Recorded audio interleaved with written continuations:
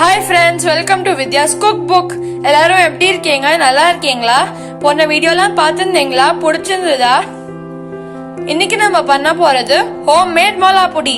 இது ரொம்ப நேச்சுரலா இருக்கும், ப்ரிசர்வேட்டிவ்ஸ்லாம் ஒன்றும் இருக்காது. நீங்க கடைக்கு போய் வாங்கினா ரெட் டார்க்கா இருக்கும், ஏன்னா அதுல கெமிக்கல்ஸ் போட்டிருக்காங்க. இது வந்து லைட் ஆரஞ்சா இருக்கும், அப்புறம் கெமிக்கல்ஸே இருக்காது. வாங்க எப்படி பண்றதுன்ட்டு பார்க்கலாம். வாங்க மிளகா பொடி எப்படி பண்றதுன்னு பார்க்கலாம்.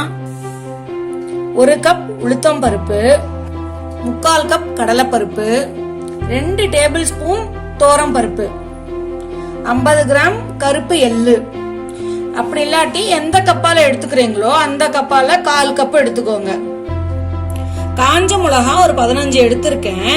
இது வந்து காரம் ஜாஸ்தியா இருந்ததுன்னா நம்ம மிளகா பொடி கடைசி ஸ்டேஜ்ல அதை எடுத்து வச்சுக்கலாம். கொஞ்சம் எண்ணெய் தேவையான அளவு, உப்பு தேவையான அளவு, 1 டீஸ்பூன் பெருங்காயம். வாங்க நம்ம எப்படி பண்றதுன்னு பார்க்கலாம். நான் ஒரு தவாவை ஆன் பண்ணி வச்சிருக்கேன். நல்லா தவா காஞ்சிட்டு இருக்கு. இதுல நம்ம எள்ளை போட்டு வறுத்துக்கலாம்.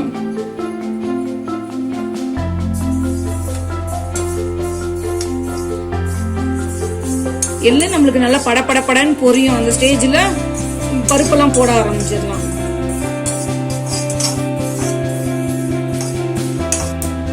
இங்க பாருங்க, சத்தம் கேக்குதா? நல்லா படன்னு பொரியுது. இந்த ஸ்டேஜ்ல இதை ஆற வச்சிருவேன்.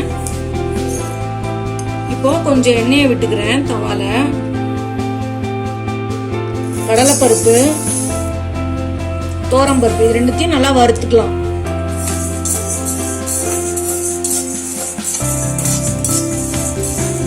இது ரெண்டுத்தையும் நல்லா செவக்க வறுத்துப்போம். நல்லா செவந்து எடுத்து பாருங்க. நம்ம இப்ப இதை எடுத்து ஆற வச்சுக்கலாம். இது நம்மளுக்கு நல்லா ஆறட்டும். உளுத்தம்பருப்பு வறுத்துக்கலாம். நம்ம இன்னும் கொஞ்சம் எண்ணெயை விட்டு உளுத்தம்பருப்பு வறுத்துக்கலாம். இதுவும் நல்லா செவக்க வறுத்து எடுத்து ஆற வச்சுக்கணும். இந்த மிளகா பொடி இட்லி, தோசை, அதுக்கப்புறம் அடைக்கெல்லாம் ரொம்ப சூப்பரா இருக்கும். கண்டிப்பா இதை வீட்டுல ட்ரை பண்ணி பாருங்க. உங்களுக்கு வறுக்கும் போது எண்ணெய் வேண்டாம் அப்படின்னு நீங்க ஃபீல் பண்ணீங்கன்னா எண்ணெய் விடாமையும் வறுத்துக்கலாம், தப்பு இல்ல. இந்த பொடியை வச்சு தோசை, இட்லி மட்டும் இல்லாம இட்லி 65 ஒன்னு இருக்கு, அதையும் பண்ணலாம். இட்லி 65 எப்படி பண்றதுன்ட்டு வேற ஒரு வீடியோல நாங்க உங்களுக்கு காமிப்போம். இங்க பாருங்க, நம்மளுக்கு நல்லா வருந்துருது பார்த்தீங்களா? இதையும் நம்ம எடுத்து ஆற வச்சுக்கலாம்.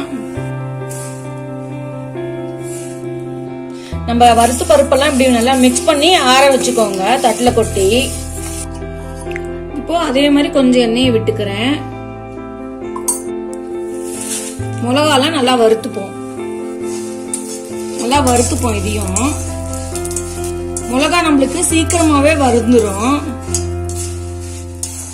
மிளகா நம்மளுக்கு நல்லா ரோஸ்ட் ஆயிடுச்சு. இதையும் எடுத்து நல்லா ஆற வச்சுக்கிறேன். மிளகா பொடிக்கு தேவையான அளவு உப்பு.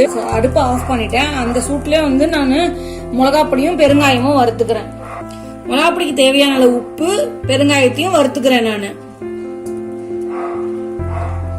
அந்த சூட்லயே நம்ம இப்படி எடுத்து வச்சுட்டா போறோம். முதல்ல நான் எள்ளை அரைச்சு கொண்டு வரேன். இங்க பாருங்க, எள்ளு நம்மளுக்கு அரைச்சாச்சு. இது ஒரு பாத்திரத்துல கொட்டி வச்சுக்கலாம்.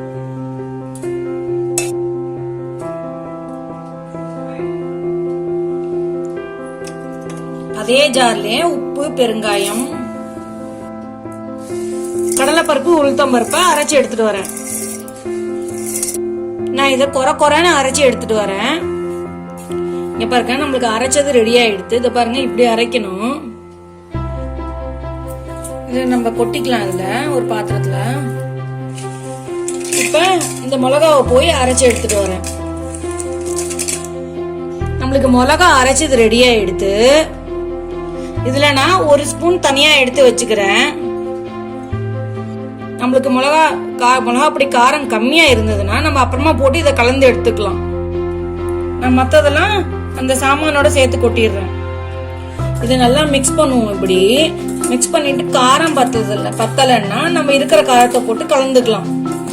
இந்த மிளகா பொடியை நான் ஜார்ல கொட்டியிருக்கேன். இதெல்லாம் ஒரு சுத்தி கொண்டு வரேன். அப்ப எல்லாமே ஒன்னா மிங்கிள் ஆயிருக்கும் நம்மளுக்கு. இங்க பாருங்க, நம்மளுக்கு ரெடி ஆயிடுச்சு. பத்தியலா இப்படி நல்லா ஆற வச்சு நம்ம ஸ்டோர் பண்ணிப்போம். நான் தனியா எடுத்து வச்சிருந்தேன் இல்லையா, அதையும் போட்டு இதோட கலந்துட்டேன். எங்களுக்கு காரம் கொஞ்சம் பத்தல. இது 1 மாசம் வச்சிருந்து சாப்பிட்டா ரொம்ப சூப்பரா இருக்கும். இது ஒரு ஏர்டைட் கண்டெய்னர்ல ஸ்டோர் பண்ணி வச்சுக்கோங்க. அருமையான ஹோம்மேட் மிளகாப்பொடி ரெடி ஆயிடுது. இத இட்லி, தோசை அப்புறம் அடைக்கு கூட தொட்டுண்டு சாப்பிடலாம். தேங்க்யூ ஃப்ரெண்ட்ஸ், இந்த வீடியோ பார்த்ததுக்கு. லைக், ஷேர் அப்புறம் சப்ஸ்கிரைப் பண்ண மறந்துடாதீங்க. Take care, stay home, stay safe. Bye bye.